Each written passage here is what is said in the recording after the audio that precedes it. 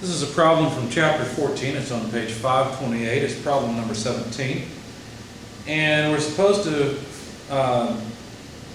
specify a suitable bearing from the table given the set of loads that are shown in the table. So let me first of all copy down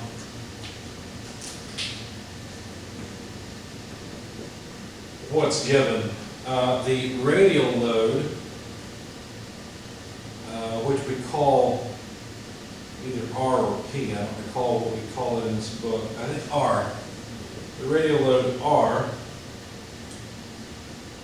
is 1.2 kilonewtons, and the thrust load T is 0.85 kilonewtons.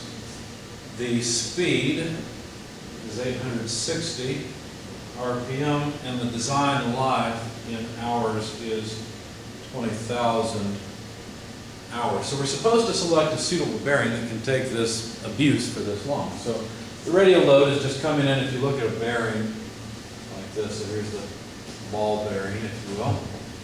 The radial load comes in like this, and the thrust load, that's along the direction of the shaft. And a lot of ball bearings can't take very much thrust load, so we have to somehow combine these two together and then find a bearing that can take that much, because the bearings in the table are all they tell you is how much radial load they can take. So we have to somehow calculate an equivalent thrust load in order to find a bearing. All right, let's start off by calculating the life. Instead of in hours, let's calculate it in RPMs. So 20,000 hours multiplied by 860 revolutions per minute. Well, we've got an hours and minutes in this map, so that's no big deal. 60 minutes per 1 hour takes care of that part. The minutes are gone. And we'll have revolutions of life. So the revolutions of life, how long this bearing needs to last, is 1.032 times 10 to the 9th revolutions. Okay, so that's something important for us. Now we have to, as I said, combine the radial and the thrust loads together. So if you go back in the chapter, you'll find an equation that will do that for you. You just have to use it. It's on page 516. It's equation 14.5, and it goes like this. The effective load, P, is equal to VXR plus YT. Now, what are these things? Well, R and T we've already defined. They're the radial and thrust loads. But what about the other things? Well, the X is a factor that we use in our book. This factor is always 0.56, but of course in the real world you have to look that up for the given bearing. So 0.56 is always our value of X. And then V is a number that depends on whether the inner race is rotating or the outer race is rotating. And we weren't told, so we'll assume that the inner race is rotating. Therefore, this number will come out to just be 1. If the outer race rotates and the inner race sits still by comparison to the load, then the factor here goes to 1.2. What about Y? Well, Y is a factor we have to get from the table, and so that's what makes it such that we have to iterate. So what we have to do is start off with a value. Now, a value Y of 1.5 or so is about halfway in the middle of the table, so that should work fine to start off. So let's begin. 1.56 for X, the radial load. Let's see, that was 1.2 kilonewtons plus Y, 1.5. We just started the process by assuming that, times the thrust load of 0.85 kilonewtons, should give us a total effective load, let's see, of 1.947 kilonewtons. Now, if you look at the table, what you notice is that even though these bearings are metric-sized bearings, the load that they can take is given in pounds force, but it's also in kilonewtons. Now, it looks like that in the past I've worked this problem in pounds force because we didn't have the kilonewton column. Since we have kilonewtons, I'm going to switch and use that instead. So basically at this point what I need to do is find a bearing that can take this much load. Now we have to be careful with it. If I just go for this load, well, that's the load that has to be taken. But if I go to the table and I find one, it's actually very easy to find a bearing that can take that much load, pretty much all of it can, as far as I can tell from a quick glance there. The problem is that table is only talking about a life of 1 million revolutions. That's not good enough. We need about 1 billion revolutions. Okay? So not just 10 to the 6th, we need 10 to the 9th revolution capacity. So we have to somehow derate this thing, or convert it to a standard load, where the standard load is based on 10 to the 6th revolution. So how do we do that? Well, we use the load life equation, 1.947 kilonewtons. And by the way, if you look at my solution, I haven't updated it. I converted it to pounds force, and on the video I'm going to go through it in kilonewtons. So it's same procedure, same idea, just different unit system.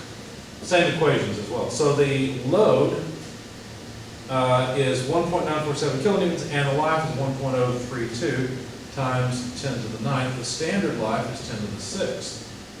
Okay, so we have to take that to the 1/3 power. This is just the load life equation. If you wonder where it comes from, you'll get used to it pretty quickly, but if you look on page 511, equation 14.1 is really this equation just rearranged. Now, a simpler way of looking at it so that it looks more familiar to you, go to page 515 and look at equation 14.2. That's the same equation, it's just inserting the standard life in revolutions and getting out the basic dynamic loading. So let's see, I'll have to actually calculate it rather than just relying on the numbers I have in the solution I made. So let's do it. 1.032 E9 divided by 1 E6 is 1,032, not surprisingly, raised to the power of 1/3. Should work.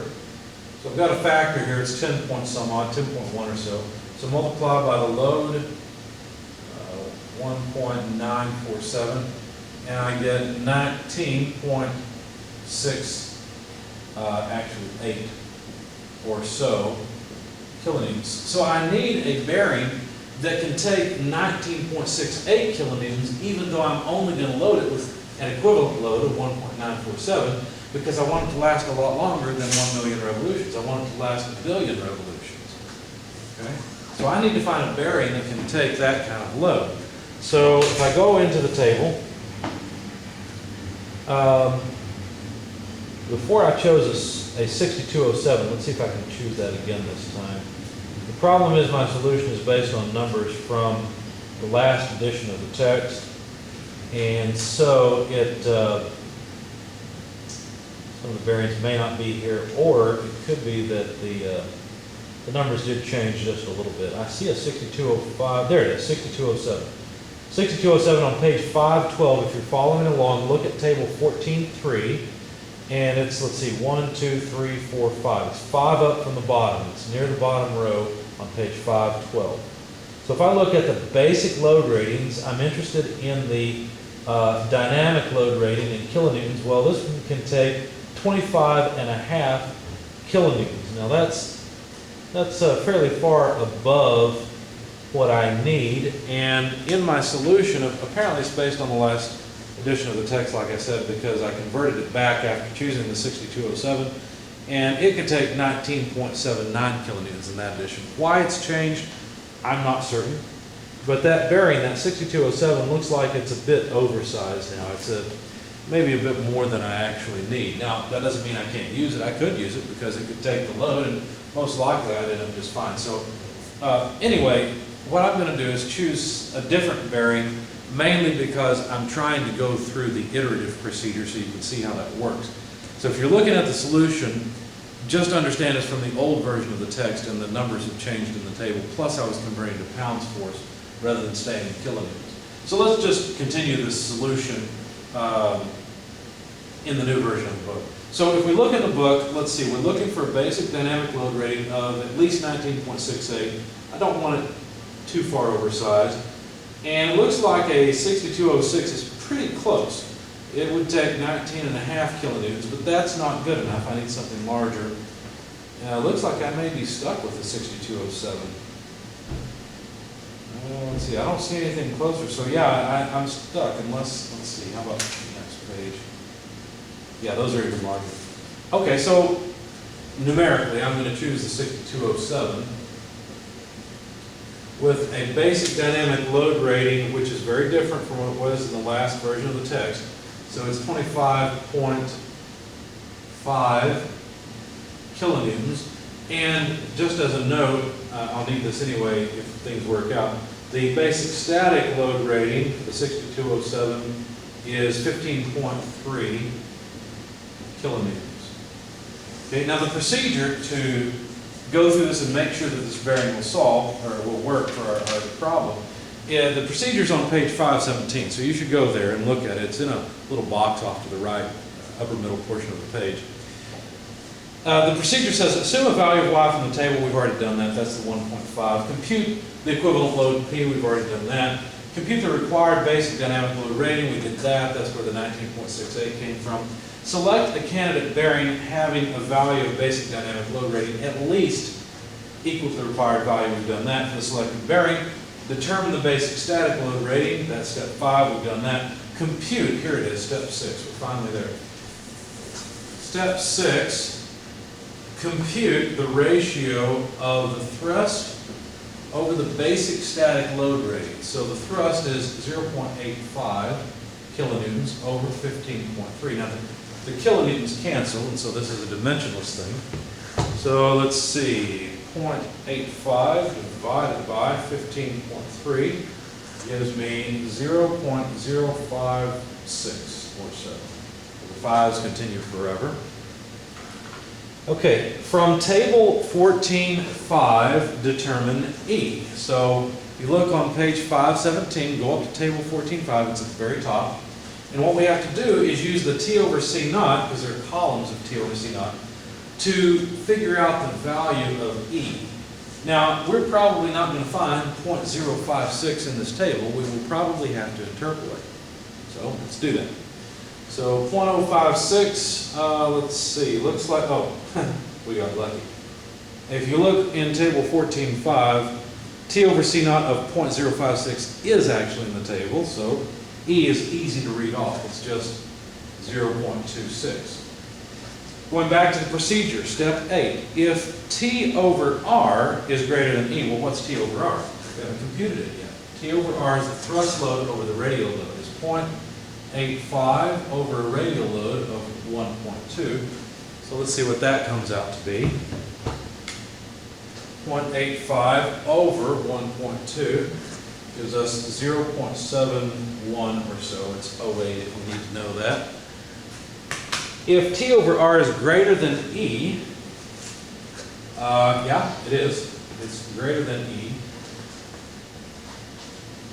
Then determine Y from the table. So we have to go back. And so if we're at T over C naught equal to 0.056, then Y is actually 1.71. We just read it off. Fortunately, we got lucky. We're on the correct line. If the new value of Y is different from that assumed in step 1, repeat the process. Okay, so now we have to go back. So now instead of 1.5, the actual number of Y is 1.71. So now let's calculate the equivalent load for this bearing and see what we've got. All right. So let's see, 0.56 times 1.2 plus 1.71 times 0.85 is 2.126 or so. I guess I'll write it down. 55. Okay? So that's what goes in here now, 2.1255. And so we need to multiply that result by the quantity. Let's make this easy on ourselves. This becomes a 3. Right? So that's 1,032. It's going to be the same as it was last time. To the power of 1/3. There we go. Okay, so now I need a bearing that can take 21.48 or so kilonewtons. Now let's go back and verify. Can our bearing take that load? Well, let's see. The basic dynamic load rating for the bearing was 25.5 kilonewtons. So actually we've succeeded. We're done. We didn't actually have to iterate. But sometimes what will happen is either the load will be above the value that the bearing can take, and what you'll have to do is go back and choose a different bearing and go through this whole process again. So you got to choose something bigger, something that can take a higher load. That happens sometimes. Or you might even say, you know what, this is so small, I can actually go down in bearing size, and then you go through it again.